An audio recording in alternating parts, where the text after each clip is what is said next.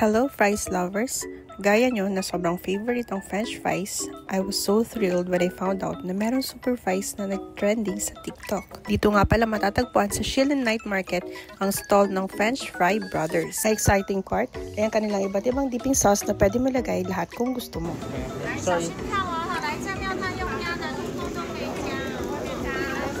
In Mandarin, meron silang tanwang jan or mayonnaise, fine chichang tomato sauce, fimichemo honey mustard, tang chu, sweet and sour at marami pang iba.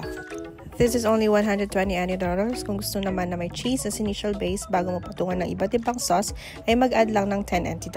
Ang seller po mismo ang maglalagay ng cheese. Happy yan.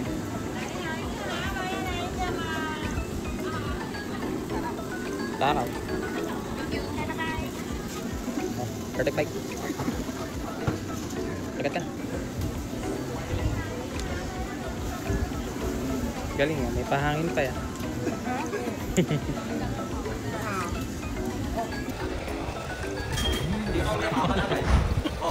Yummy! Mahaba pa sa mukha mo.